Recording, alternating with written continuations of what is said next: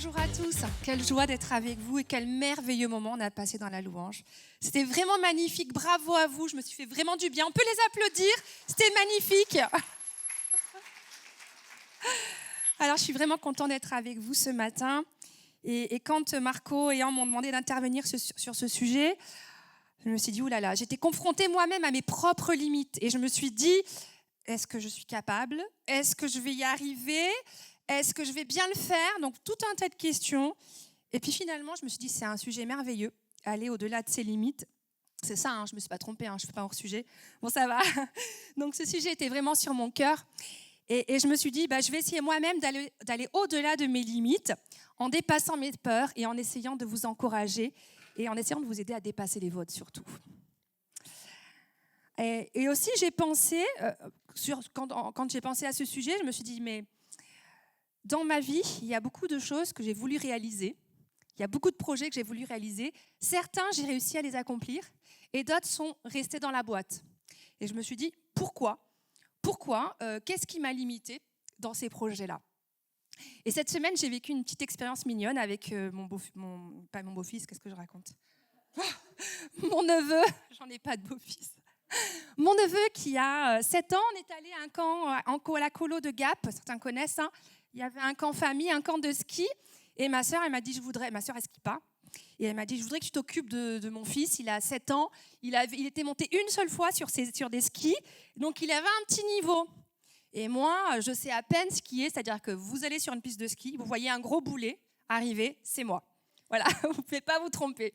Et je me dis, ok, avec mon petit niveau, c'est bon, on va le faire. Et on a fait des pistes vertes. Donc, je lui dis, doucement, on fait des grands virages, on ralentit, etc. Et au bout de 5 minutes, je me suis rendu compte que les pistes vertes, il les maîtrisait super bien. Et à un moment donné, carrément, il m'a dépassé. Et ça devenait trop facile pour lui. Et ma sœur, elle me dit, écoute, vous n'allez pas faire des pistes vertes toute la journée. Moi, c'est mon niveau. Et je me suis dit, moi, ça me convient très bien. Même lui, il ne faut pas trop faut faire attention, il est débutant. Et puis, je me suis dit, il en avait vraiment marre. Je me lance, on va faire une piste bleue. Ouh là là. Et donc, je me suis dit, mais c'est pas possible, je ne vais pas y arriver. Je vais tomber. Je dis, allez, ok, j'y vais. Et puis là, je ne suis pas tombée une seule fois. J'ai réussi à dépasser mes limites. Jamais j'y serais arrivée. Il a fallu qu'on me pousse un petit peu. Et là, je suis arrivée. On a vraiment passé un super moment. Le gamin, il s'est éclaté. Lui, il traçait. Moi, il fallait 10 minutes pour descendre la piste. Lui, en 2 secondes, c'était réglé. Mais vraiment, on s'est éclaté. Et c'est vrai que dans notre nature humaine, on est souvent limité. Il y a des choses qui nous limitent. Je ne suis pas allée sur les pistes noires. Ça, jamais. Je sais que je ne peux pas. Il y a des choses qui nous limitent et c'est normal. Donc, il y a des limites qu'il faut accepter.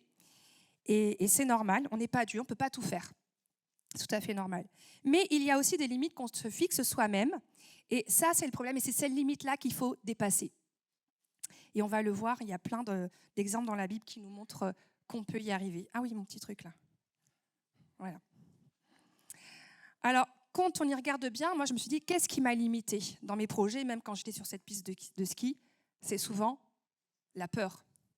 La peur de ne pas y arriver, la peur de l'échec, la peur de décevoir, la peur aussi du regard des autres, la peur des remarques négatives aussi qu'on pourrait nous faire, de ne pas être à la hauteur, la peur de décevoir, etc. La peur d'être affecté dans notre ego aussi. Je ne vais pas y arriver et oulala, quelle honte.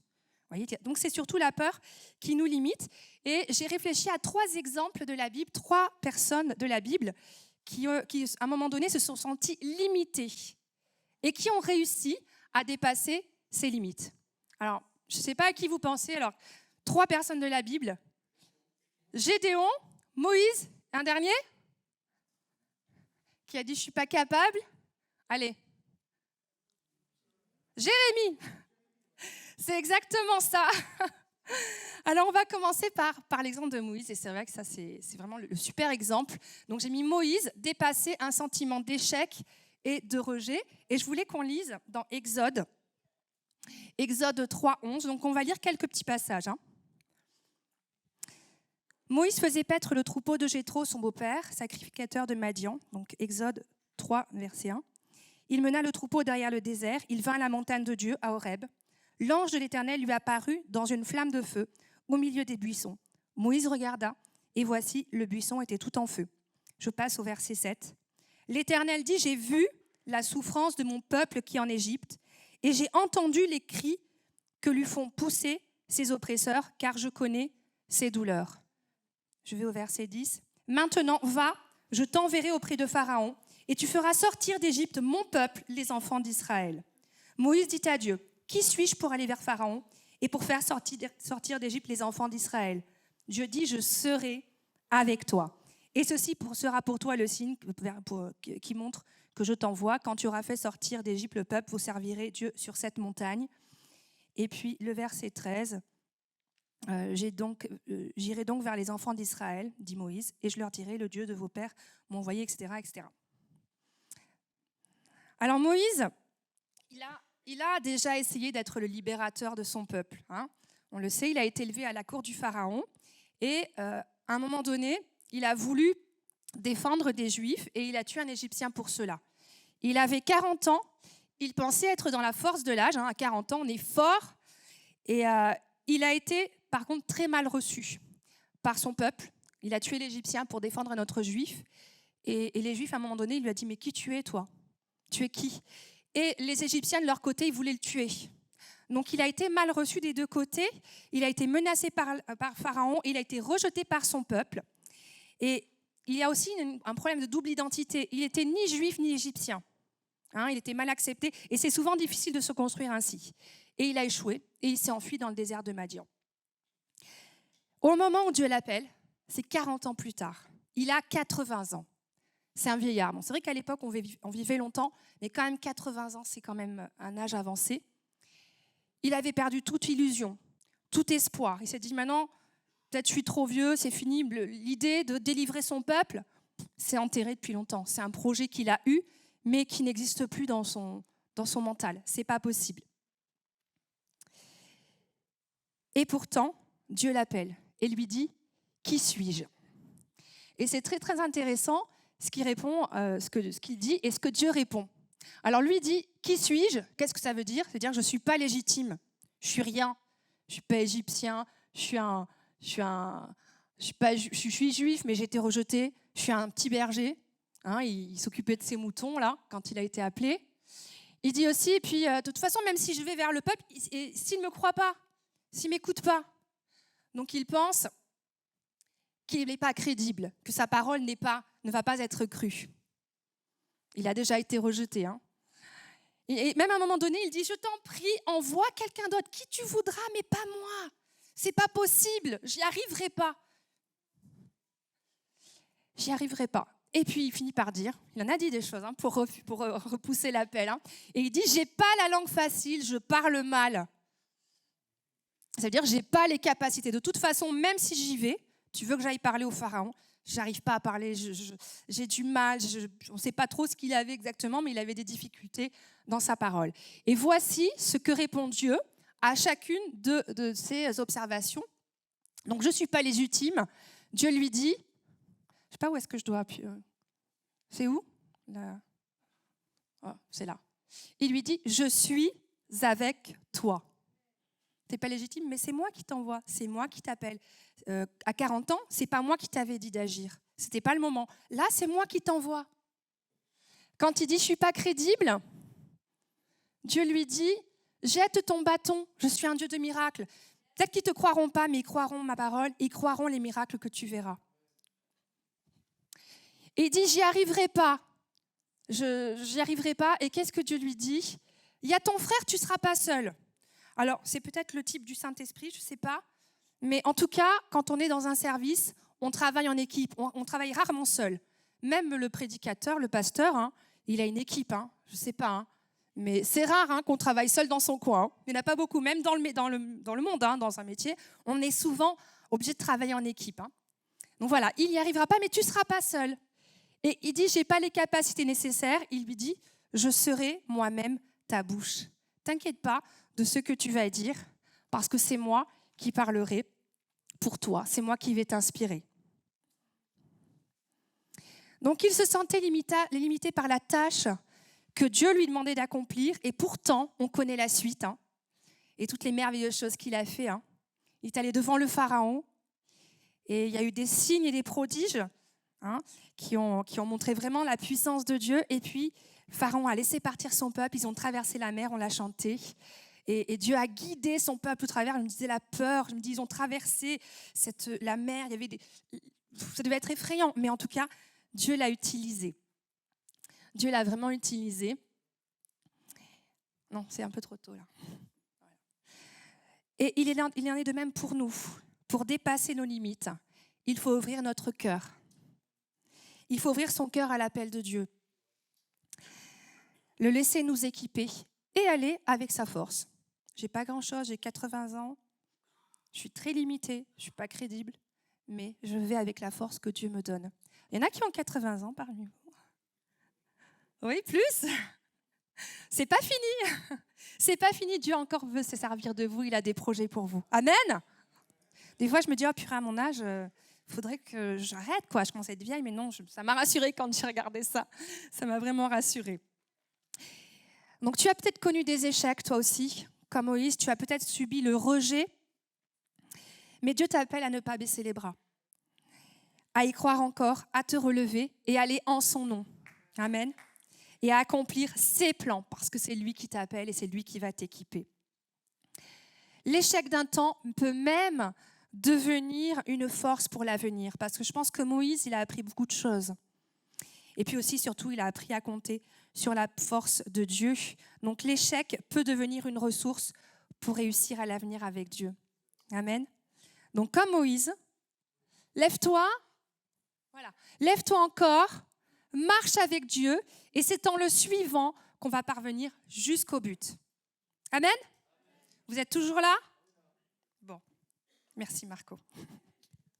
Allez, le deuxième exemple, c'est Gédéon, où dépasser l'abaissement et le sentiment d'échec. On peut lire dans Juges, juste 3-4 versets.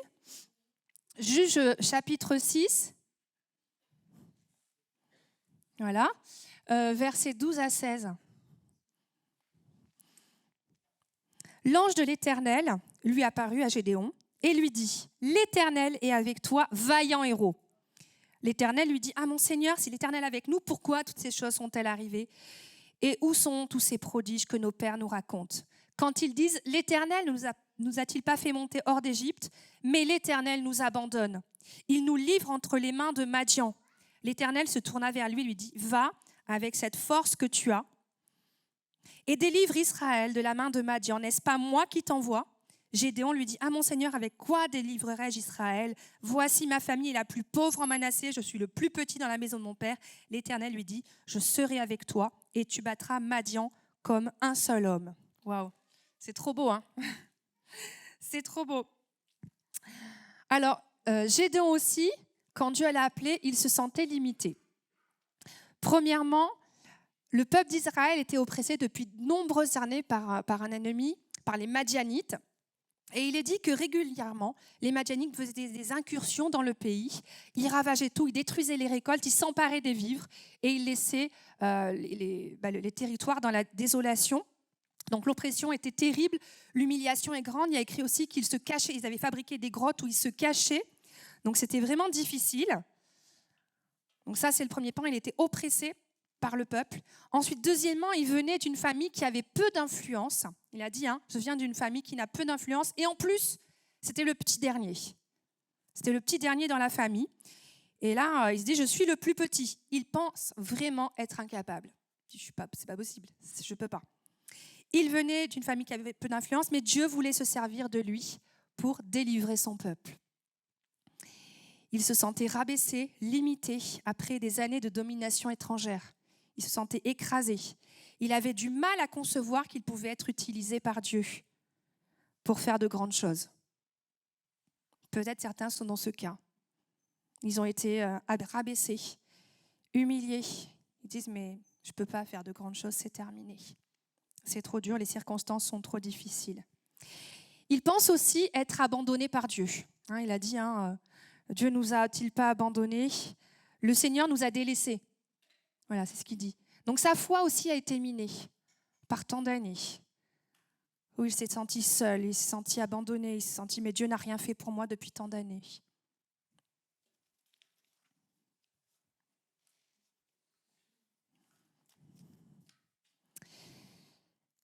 ce qui est intéressant avec Gédéon, c'est que quand Dieu lui parle, il lui dit « Je suis avec toi, vaillant héros, guerrier valeureux ».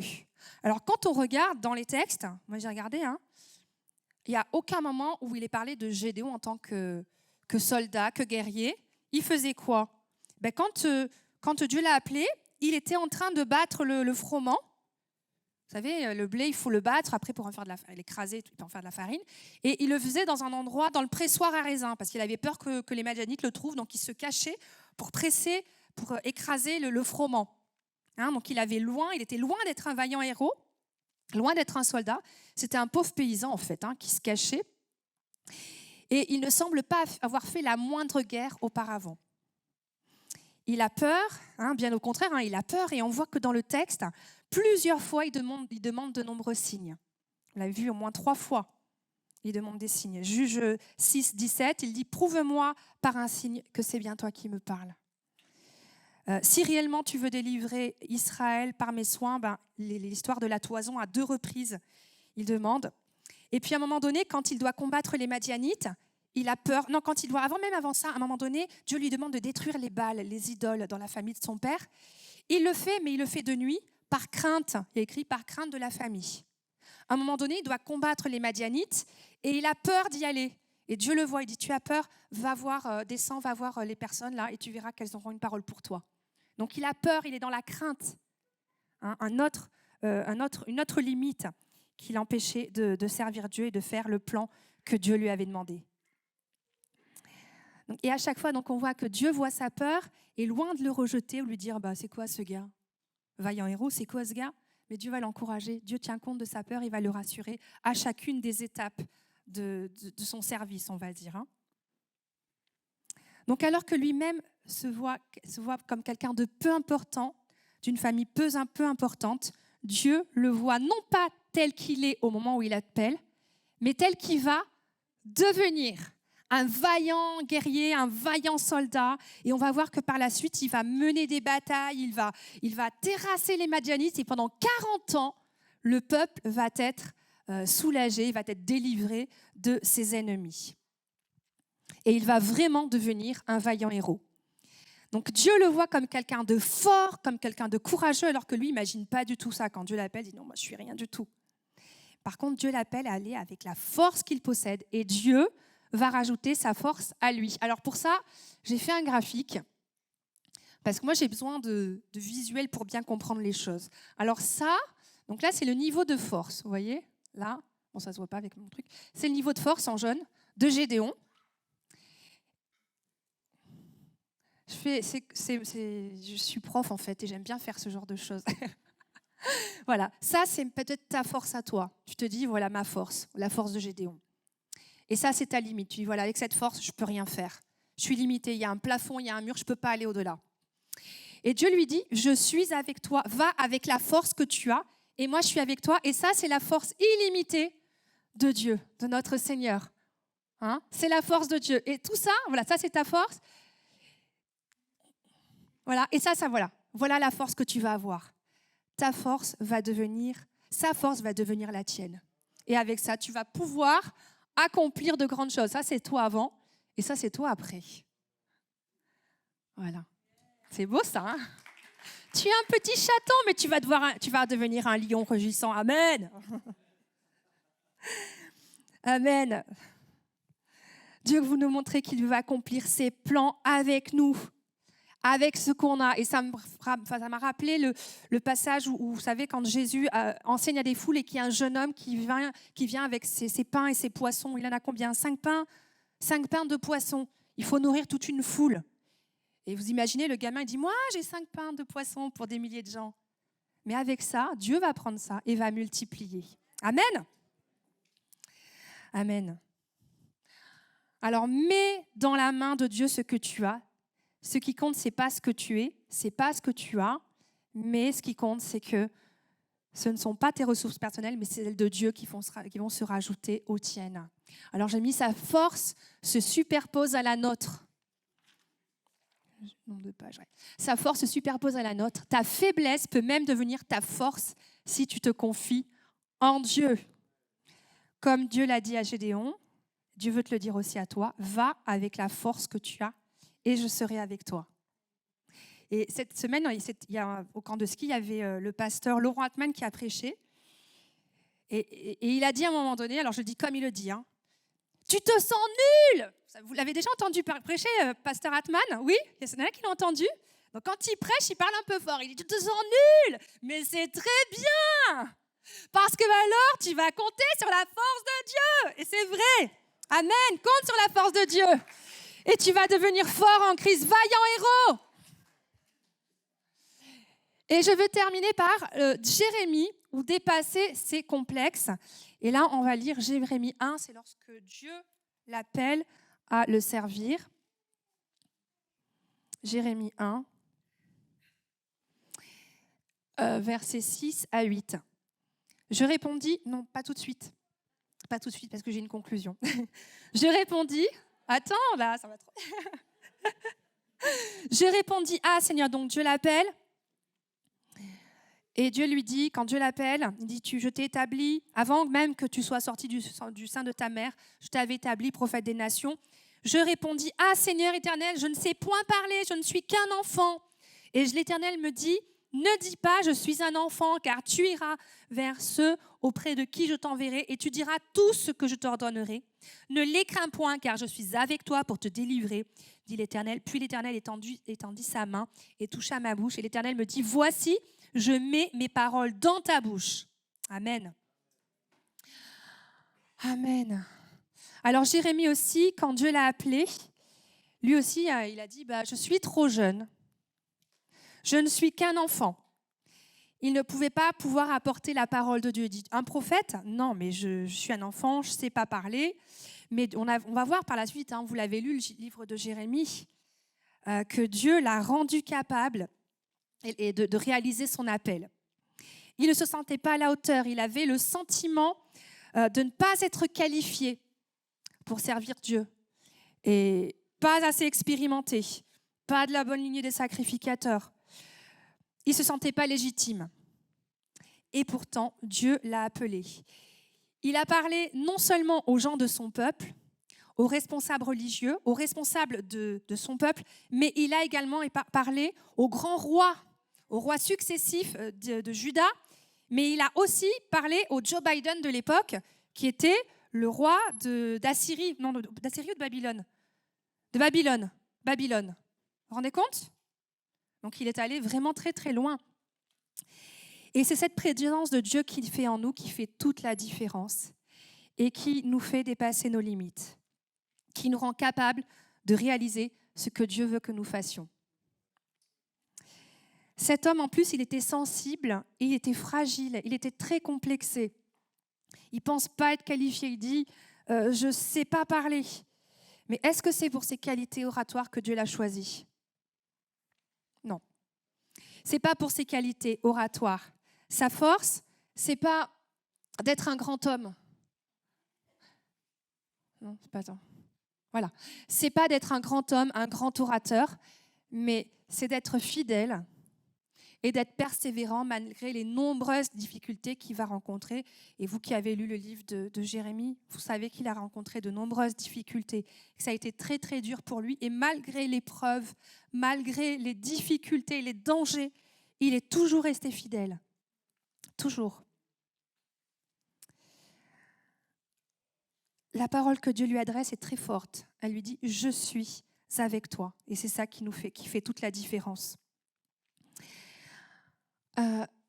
Les qualifications requises ne sont pas toujours celles qu'on croit. Jérémie avait peu d'expérience, mais Dieu savait qu'il aurait de la persévérance.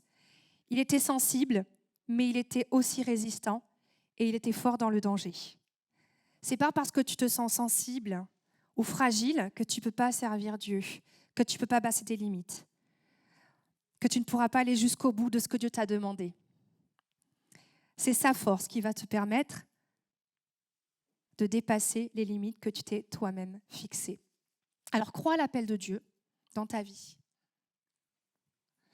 Crois qu'il ne se trompe pas. Avance avec sa force. Crois qu'il peut faire avec toi ce qu'il met dans ta vie. Servante, serviteur du Seigneur, avance avec sa force. Amen.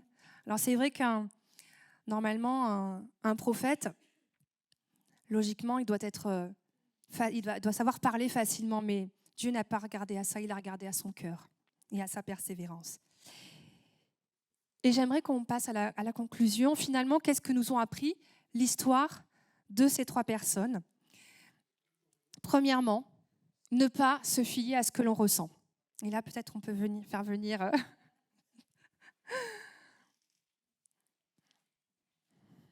Et parfois, c'est ce qu'on ressent qui nous bloque, qui nous permet de faire ce que Dieu nous demande. Ces angoisses, ces complexes, ces sentiments d'infériorité, Dieu sait combien on en a beaucoup, et combien des fois la vie, depuis l'enfance, des fois on accumule des choses comme ça, des complexes, des sentiments d'échec, la peur du rejet. C'est vrai que c'est compliqué de ne pas tenir compte de ce que l'on ressent, mais ça fait partie du dépassement de soi, du dépassement des limites. On ne marche non par la vue, mais par la foi. On ne suffit pas à ce qu'on ressent. Je ne sens pas. Je ne suis pas à ça. Mais on fait ce que Dieu nous demande, même si on ne le sent pas. N'avez-vous pas rencontré dans l'église des gens qui ont des super qualités, qui ont des talents extraordinaires, mais qui disent non, je ne me sens pas, qui se limitent, non, je ne suis pas assez à la hauteur, ou non, ce n'est pas le moment, ou qui se mettent des limites comme ça et qui ne sont jamais vraiment rentrés dans le service, qui ne sont jamais entrés dans le plan que Dieu avait pour eux. Quel dommage. Donc ne vous limitez pas. Même si vous ne sentez pas, si vous vous sentez incapable, allez avec la force du Seigneur, il va vous aider. C'est lui qui va vous aider. Dépasser ses limites, c'est dépasser son ressenti, c'est repasser son ressenti et avancer par la foi. Deuxième chose, voilà. Ah oui, on ne marche pas par la vue, mais par la foi. C'est beau. Dépasser ses limites, je viens de le dire, c'est dépasser son ressenti, avancer par la foi. Deuxièmement, suivre l'appel de Dieu. On ne se sent pas toujours capable, mais si une porte s'ouvre, on doit essayer. C'est saisir les opportunités aussi quand elles se présentent. N'accepte jamais une limite si tu n'es pas obligé. Ou si ce n'est pas Dieu qui te le dit. Donc là, il y a un travail aussi à faire dans la prière. Seigneur, est-ce que c'est toi qui me demandes ça ? Je vais prier, on passe un temps dans la prière pour connaître le plan de Dieu. Mais une fois qu'on connaît le plan de Dieu, on arrête avec toutes nos excuses bidons et on trace. Amen. Donc essaie toujours d'aller de l'avant et d'aller plus loin, de réussir pour la gloire de Dieu. Fais ce qu'il te demande avec sa force. Par exemple, j'ai un exemple personnel. À un moment donné, quand j'étais toute jeune, je voyais Peggy composer des chants, c'est ma sœur, et je me dis waouh, c'est trop beau ce qu'elle fait, j'aimerais bien moi aussi, mais je me dis non, c'est pas moi, je suis pas musicienne, je suis pas capable. Je doutais vraiment de moi. Et pourtant, un jour, Dieu m'a fait un cadeau. Bon, je ne peux pas vous rentrer dans les détails, mais Dieu m'a donné un cadeau. Il m'a donné un chant pour moi, que j'ai composé moi-même. C'est un truc bizarre, mais Dieu m'a donné un chant pour mon anniversaire, pour mes 20 ans. Et à partir de là, je n'ai jamais cessé de composer. Je n'étais pas capable, mais Dieu m'a donné ces capacités pour que je puisse aller au-delà. Donc, il y a une différence entre les limites qu'il faut accepter. On l'a dit, on n'est que des humains. Et puis celles qu'on doit dépasser.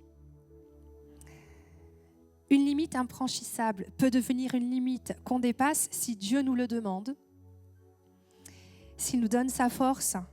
C'est pourquoi il faut la plupart du temps essayer en s'appuyant sur son amour, sa force, sa sagesse et sur son Saint-Esprit. Et puis j'aimerais terminer par les limites de l'épreuve. Les limites de l'épreuve et le fait de se confier en Dieu. Parfois, on pense avoir atteint nos limites et là, je pense dans la souffrance ou dans les épreuves, on se dit, voilà, je passe par l'épreuve, c'est difficile et je n'arriverai pas à traverser cette épreuve, Seigneur. C'est trop dur pour moi, c'est trop douloureux, je suis trop fragile, j'y arriverai pas. Mais Dieu nous demande de compter sur sa force chaque jour. Alors moi, chaque fois que je passe par des moments difficiles, je dis, Seigneur, t'es bon. Je finis la journée en disant merci Seigneur parce que tu as été là. Et chaque matin, je dis tes bontés se renouvellent chaque matin. Tu vas me donner la force. Et j'ai franchi des épreuves, j'ai traversé des épreuves que j'ai réussi à franchir. Alors qu'avant ça, je me suis dit, je suis incapable, je ne pourrai jamais, c'est trop dur pour moi Seigneur. Pourquoi tu mets cette épreuve-là sur mon chemin ? Et pourtant, j'ai réussi. par sa force. Et il y a une épreuve que j'ai surmontée dernièrement, c'est la mort de mon papa. L'été dernier, mon papa est tombé malade, soudainement. Bon, il avait une maladie déjà, mais il a eu une maladie comme ça, c'était une pneumonie, une grave pneumonie. Et moi, je me suis dit, Seigneur, mon père, c'est tout pour moi. J'ai vraiment eu un papa extraordinaire. Hein, Marco, tu l'as connu. C'est vraiment un super papa qui était toujours présent, toujours à nous encourager. Et je dis, Seigneur, là, je ne peux pas. J'arriverai jamais à surmonter cette épreuve. Et il est resté à l'hôpital en réanimation pendant 3 semaines. Et un matin, alors que je me préparais à aller à l'hôpital pour le voir, on ne savait pas, les médecins ne nous disaient pas, ils ne savaient pas s'il allait s'en sortir ou pas.